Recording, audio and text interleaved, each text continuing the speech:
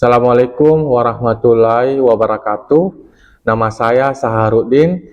Saya dosen dari Stikes Geraha Edukasi Makassar. Saya mengampu mata kuliah keperawatan gawat darurat dengan bobot SKS 2 SKS di semester 4. Adapun capaian pembelajaran mata kuliah, yang pertama adalah bertakwa kepada Tuhan Yang Maha Esa dan mampu menunjukkan sikap religius. Yang kedua adalah mahasiswa mampu menerapkan penilaian dan diagnosis kegawat daruratan pada pasien fraktur.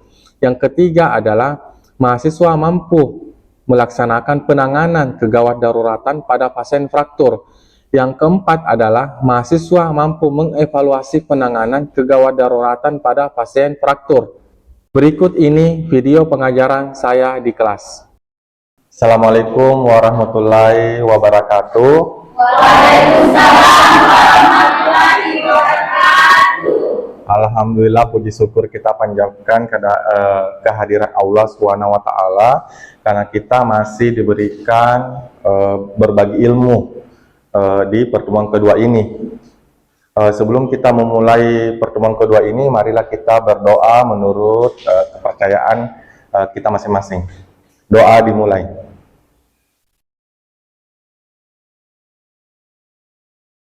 Doa selesai. Oke, hari ini adalah pertemuan kedua dan minggu lalu adalah bagaimana konsep kegawat daruratan.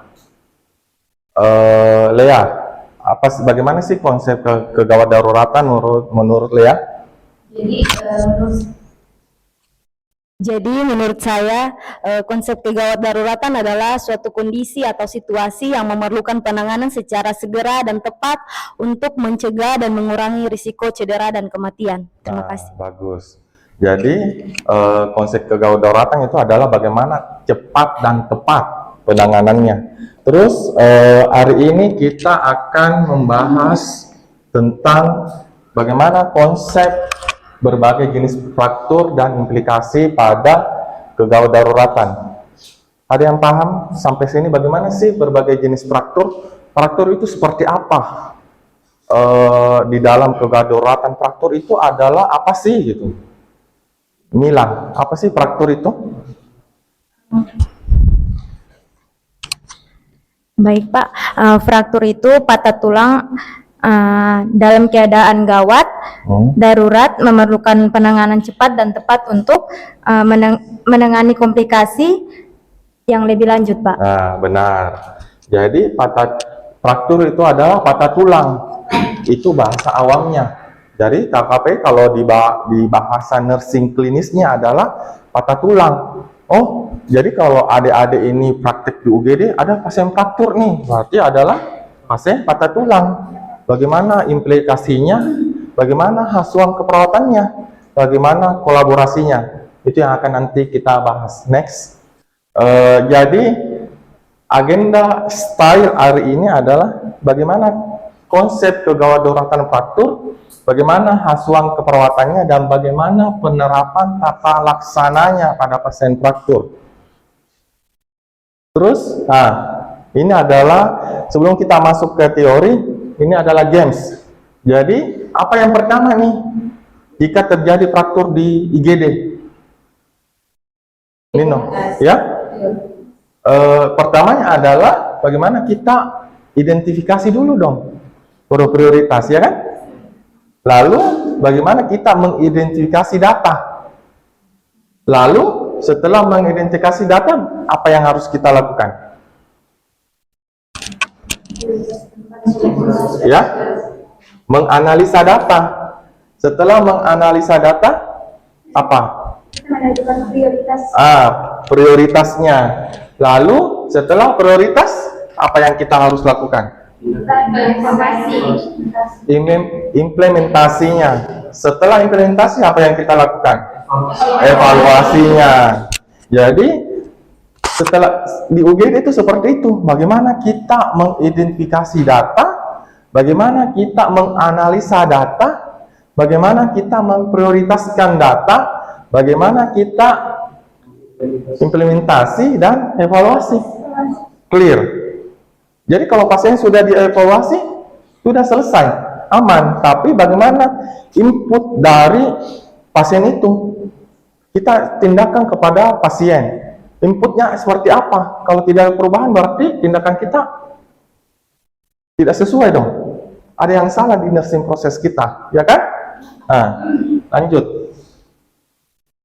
Apakah ini termasuk fraktur terbuka? Iya Pak, ya termasuk. Ya? Termasuk. Lea. Iya Pak, itu termasuk fraktur terbuka. Karena lukanya itu di luar Pak. Nah, di luar. Kalau Maria? Apakah ini termasuk fraktur terbuka? Iya Pak, termasuk Karena fraktur. kenapa? Karena lukanya berada di luar. Nah, di luar. Terus ini apakah ini termasuk fraktur terbuka? Iya termasuk Pak, karena lukanya kalau bisa diidentifikasi cukup dalam Pak. Ya. Jadi itu termasuk fraktur terbuka. Ya, benar. Jadi adik-adik ini sudah paham ya? Ini adalah fraktur terbuka karena dari sini adalah dari tulangnya terlihat ya, tendonnya ya, terus ada perdarahannya ya. Terus definisi fraktur adalah patah tulang maknanya. Terus fraktur ini adalah selalu didapatkan di lingkungan sekitar seperti kecelakaan. Lalu apalagi? Kalau kecelakaan bisa terjadi fraktur. Apalagi biasanya, kejadian apa lagi yang biasanya fraktur? Jatuh dari pohon. Jatuh dari pohon Pak. Lalu apa lagi? Setelah jatuh dari pohon apa lagi? Terpleset. Orang yang sudah lansia. Ada yang nggak pernah tidak lihat nenek kalian ya, yang sudah tua, tiba-tiba, aduh jatuh, terus fraktur, terus apa yang kita lakukan setelah itu? Yang tadi, bagaimana kita identifikasi data, menganalisis, prioritas, implementasi, evaluasi, gitu. Itu aja yang kita lakukan kan? Setelah ini adalah jenis-jenis fraktur. Kalau fraktur komunitif adalah tulang patah menjadi beberapa bagian tulang. Terus kalau fraktur kompresi adalah tulang hancur atau terkompresi sering terjadi pada tulang belakang. Pernah lihat nggak? Kalau pasien jatuh dari pohon kan terjadi banyak yang seperti itu ya. Terus kalau fraktur stres adalah retakan kecil. Biasanya terjadi pada pasien kecelakaan yang tabrakan gitu ya. Terus fraktur tidak lengkap, tulang tidak patah sepenuhnya. Pernah lihat tidak? Biasanya kalau di kampung kan kalau jatuh dari pohon atau tabrak itu frakturnya tidak lengkap, tidak patah sekaligus, tapi mau patah, mau terlepas tidak, patah iya gitu ya. Terus di sini adalah fraktur tertutup. Tulang patah tetapi tidak menembus kulit. Ini terbuka atau tertutup? Tertutup. Tertutup. Jadi bagaimana kita identifikasi jika ada fraktur tertutup? Ya. Bagaimana Nino? Palpasi Pak. Palpasi. Oh ternyata nih, ada tulangnya tidak ada kayak menonjol gitu ya. Terus ada memar. Memar artinya takutnya ada perdarahan di dalamnya. Itu yang berbahaya. Setelah itu kita analisis lagi, telepon 119, rujuk ke UGD. Ya. Terus di sini adalah ada fraktur terbuka. Tulang patah dan menembus kulit, meningkatkan risiko infeksi yang tadi yang gambar itu. Terus di sini adalah juga ada fraktur lengkap. Tulang patah sepenuhnya menjadi dua bagian atau lebih, atau multiple di dalam fraktur itu. Kalau multiple gimana? Jangan panik dulu, aduh gimana nih saya sendiri nih di jalanan. Pernah tidak lihat di jalanan, aduh udah patah, udahlah cuekin aja. Saya kan nggak pakai baju putih-putih gitu. Terus kalau saya tangani ini takutnya kenapa-napa gitu. Ada tidak perasaan seperti itu? Atau oh saya ini adalah perawat, saya harus menolong ini karena saya sudah ikut kuliah Nersahar nih, saya sudah dapat teorinya, sisa implementasinya gitu, ya.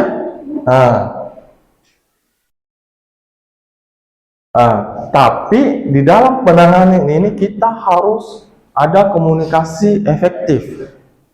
Bagaimana komunikasi efektif ini adalah karena memang dari komunikasi ini adalah sangat penting untuk memastikan bahwa pasien ini memahami kondisi mereka. Pertama adalah, ibu namanya siapa nih?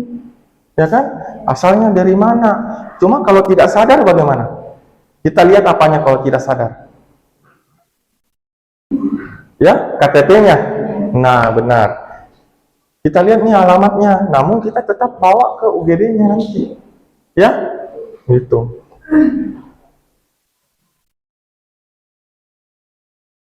Bagaimana asuhan keperawatannya jika terjadi pasien ini? Ini fraktur terbuka. Terus bagaimana penanganannya? Tiba-tiba nih ada pasien 65 tahun jatuh dari toilet, tiba-tiba Lea, saya pasien terbuka nih, itu gimana? Menganalisis dulu. Kenapa? Menganalisis Daerah sekitar luka. lalu menghentikan perdarahan. Apalagi? Setelah kita menganalisis fraktur tersebut, kita lihat nih airway breathing circulation. Apa yang kita lihat dari airway-nya? Jalan nafas. Apakah ada tersumbat atau tidak? Kalau breathing, pernapasannya. Bagaimana respiration rate-nya? Bagaimana? Apakah ada pengembangan dada yang tidak simetris? Itu yang dianalisis. Kalau circulation, apa yang kita lihat? Tekanan darahnya, apalagi? Nadinya, suhunya, saturasinya, jadi TTV-nya yang kita lihat. Terus cervical injury-nya, ada tidak faktor di cervicalnya aman tidak? Kalau tidak aman ya pakai cervicalnya.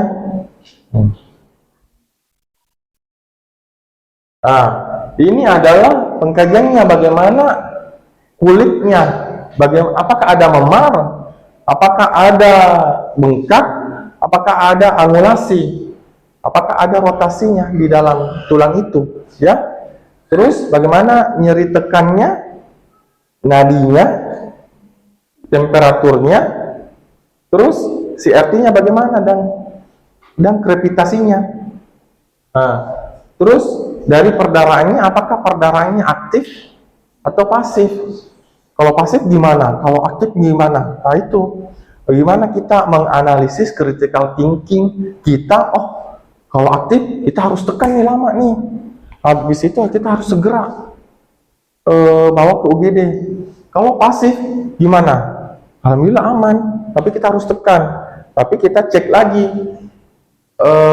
nadinya. Takutnya ini pasif tapi kok nadinya 40. Itu kan nanti bisa shock. Jadi harus segera bawa ke IGD. Cuma kalau sudah di UGD, apa yang kita lihat? Kita langsung airway breathing circulation-nya, pasang infus, semuanya bagaimana kita koordinasi dengan dokter, kolaborasinya bagaimana, ya? Nah, ini adalah tata laksana pada pasien fraktur. Bagaimana diagnosis fraktur dengan menganalisis naik dari fraktur yang didapatkan. Terus bagaimana reposisi fragmen frakturnya? Lalu bagaimana metode mempertahankan fragmen-fragmen yang selama penyembuhannya? Bagaimana tuh perawat mempertahankan fragmen selama penyembuhannya? Nanti kita bahas di slide selanjutnya. Terus bagaimana kita mengembalikan kekuatan ototnya? Kan biasanya kalau fraktur tuh 2 bulan tidak kita gerakkan ya. Terus bagaimana imobilisasinya? Kita latih ke pasien tersebut gitu. Jadi kita harus ada terapi atau ke pasien bagaimana ekstremitasnya kita latih tuh setiap hari, bagaimana angkat kakinya digerakkan setiap 3 jam ya. Nah, ini adalah tata laksana definitif di mana di sini depridemen menjadi luka bersih. Penanganan fraktur, bagaimana di sini adalah membantu penyembuhan dengan lunak, meminimalisasi trauma. Lalu di sini adalah penutupan lukanya. Bagaimana kita teknik penutupan lukanya jika terjadi fraktur? Bagaimana kita pembalutannya supaya darahnya ini tidak rembes. Terus di sini adalah kita pemberian antibiotik, dan di sini juga ada aftercare. Aftercare itu adalah bagaimana kita perawatan di rumah, ya, bagaimana kita perawatan lukanya di rumah, bagaimana kita ganti perbannya, bagaimana edukasinya yang paling penting. Edukasi apa nih yang cocok yang ke pasiennya? Bapak jangan lari-lari dulu ya, kemarin kan baru habis operasi frakturnya. Bapak dilunak dulu ya, takutnya kalau banyak makan nanti sering ke toilet, akhirnya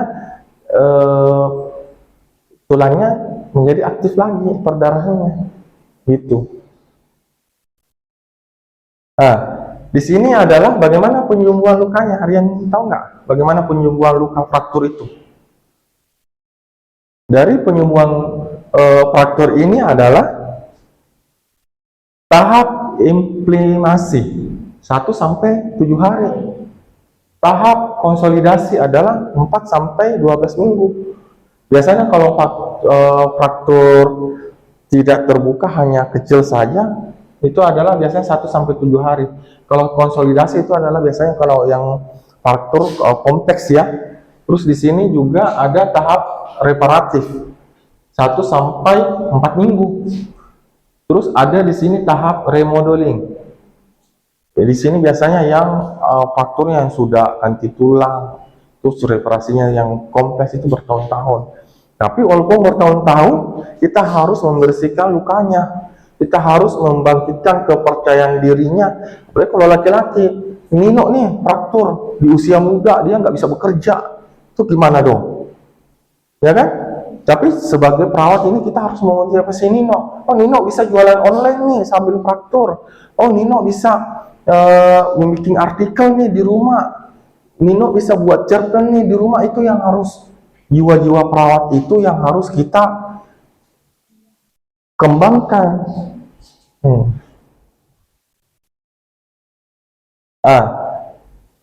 Di sini bisa dibaca nggak ini? Terus seorang laki-laki berusia 32 tahun dibawa di IGD, jatuh dari rumah saat memperbaiki atap bocor. Hasil pemeriksaan triase awal menunjukkan adanya crepitus, pembengkakan, perubahan warna pada paha kiri. Ya, ada luka di paha kiri dan perdarahan tidak terkontrol. Dari sini bisa dibaca ya. Dari sini apa hal yang abnormal? Tanda dan gejalanya riwayat pasiennya. Apa nih? Hal yang abnormal apa nih? Lea, dari sini. Hal yang abnormalnya itu terdapat pembengkakan dan perubahan warna pada luka tadi, di paha kiri tadi. Benar. Kalau siapa nih? Apa yang Felicia? Hal yang abnormal apa? Dari sini kasusnya.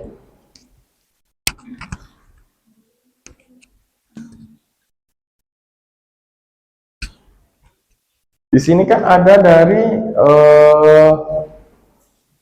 pernapasannya 22 per menit, ya kan?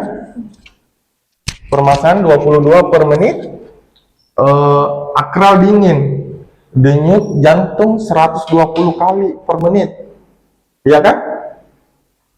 Kalau riwayat pasiennya di sini apa?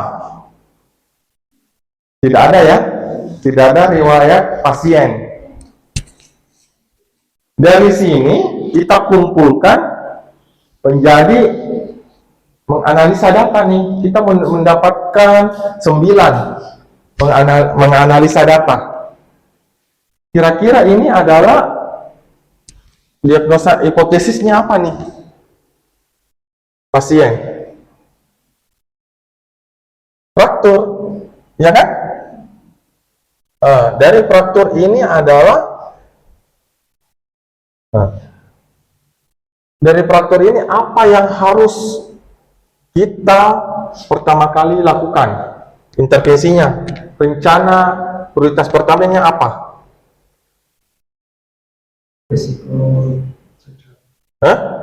Risiko cedera. Namun kita lihat di sini adalah pemberian nasal kanul dulu 4 liter. Kayaknya sudah di UGD. Setelah pemberian nasal kanul apa yang kita berikan? Kolaborasi untuk pemberian anti nyeri. Namun di sini kita lihat dulu, kita lakukan imobilisasi dulu, pemasangan bidai. Kan pasiennya fraktur, kita harus dulu pemasangan bidai ini, ya kan? Habis itu edukasi, ya, kita harus edukasi. Dari sini kita apa nih?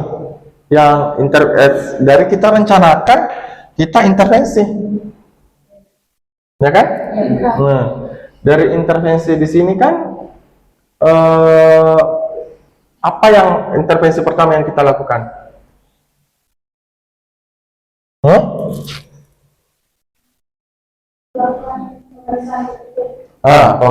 Melakukan pemeriksaan TTV.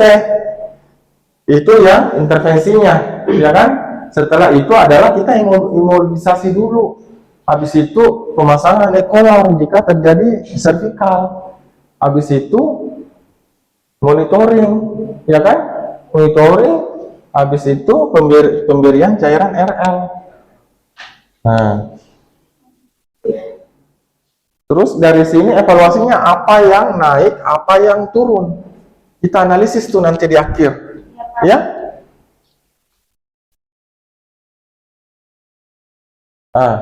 Dari sini apakah ada pertanyaan? Ya. Ya, silakan Lucia. Iya, baik Pak, terima kasih untuk waktu dan kesempatan yang diberikan kepada saya. Perkenalkan, nama saya Lodia Trompita. Di sini saya ingin bertanya terkait bagaimana sih pengambilan keputusan perawat di IGD? Ya, pertanyaan yang bagus. Bagaimana sih perawat pengambilan keputusannya? Itu adalah bagaimana kita menganalisa data dulu nih, ya kan? Habis itu bagaimana kita prioritas pasien. Keputusannya adalah ada 3. Keputusan intervensi, keputusan komunikasi, keputusan evaluasi. Saya mau melakukan pemberian nasal kanul. Saya mau melakukan pemasakan infus RL. Keputusan komunikasinya adalah saya harus komunikasi dengan keluarga bahwa pasien ini harus operasi segera. Ya kan? Saya harus, keputusan komunikasi ini adalah saya harus kolaborasi dengan dokter, harus operasi dengan dokter, kan gitu. Keputusan evaluasi adalah bagaimana kita keputusan evaluasi. Oh, pasien ini saya harus observasi setiap 2 jam. Saya harus evaluasi setiap 30 menit. Nah, keputusan-keputusan itu yang perawat mampu dilakukan nanti di IGD. Ya? Ya. Ada lagi pertanyaan? Claudia? Lucia? Ya. Ada lagi? Oh, mau ya. Silakan Sonia. Ya, baik, terima kasih atas kesempatan yang diberikan, Pak. Perkenalkan, nama saya Sonya. Di sini saya mau bertanya, Pak, bisakah Bapak menjelaskan bagaimana itu interpersonal perawat dengan dokter saat menghadapi kegawat daruratan, Pak? Terima Ya. kasih. Pertanyaan yang bagus. Bagaimana kolaborasi interpersonal kepada dokter gitu. Jadi kita harus meningkatkan critical thinking dulu, berpikir kritis dulu kita. Oh, ini pasiennya adalah fraktur, nadinya 120. Saya harus kolaborasi dengan dokter adalah ini harus pemasangan bidai segera, dan setelah pemasangan bidai ini harus operasi segera, ya kan? Nah, itu yang harus kita bangun. Namun komunikasi efektifnya adalah SBAR dulu dong. SBAR kan kita sudah dari semester 4 kita sudah bahas ya untuk komunikasi SBAR. Nah, dari sini adalah kalau kolaborasikan bukan cuma dokter. Bagaimana dokter, bagaimana gizinya, bagaimana dokter anestesinya, bagaimana perawat kamar operasinya, itu terintegrasi semua. Gitu, sebenarnya.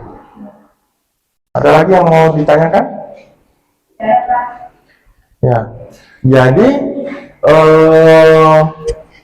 dari sini saya mau bertanya kepada adik-adik, apa sih yang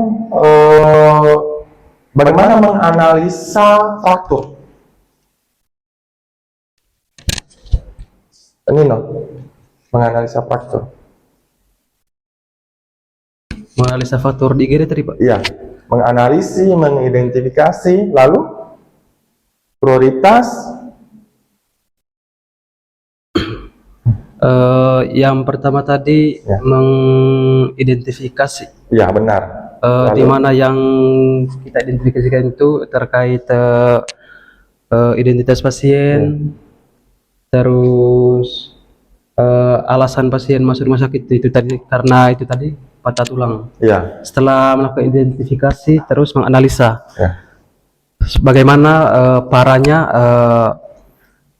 patah atau faktor pasien tadi, apakah itu ada lebamnya atau mungkin tulangnya keluar dari kulit atau mungkin itu faktor tertentu begitu. ya, Setelah kita melakukan analisa itu tadi, melakukan prioritas. ya, Terus Lalu? setelah prioritas implementasi, Pak. ya, Jalankan intervensi yang sudah ada ya, sampai selesai. Terus setelah melakukan implementasi, mengevaluasi kembali terkait tindakan yang sudah kita lakukan. ya, benar. Jadi pertanyaannya ada itu bagaimana menganalisa prioritas, rencana, implementasi, evaluasi. Itu yang tadi saya paparkan. Alhamdulillah kelas ini kita sudah selesai perkuliahannya, dan ini adalah ada evaluasi hasil dari pembelajaran saya untuk hari ini. Ada barcode nanti yang saya berikan. Silakan adik-adik barcode ini saya kasih waktu 1 sampai 2 menit. Sudah? Oke. Ini adalah tugas yang harus dikerjakan di rumah. Ada 2 soal, soalnya esai. Ini dikumpulkan 7 hari mulai dari sekarang. Jadi pertemuan ketiga kita akan membahas ini sebelum masuk kelas, ya? Alhamdulillah kelas untuk pertemuan kedua ini sudah selesai. Terima kasih adik-adik sudah mengikuti pertemuan kedua ini. Saya tutup dengan ucapan Assalamualaikum warahmatullahi wabarakatuh dan selamat pagi. Waalaikumsalam warahmatullahi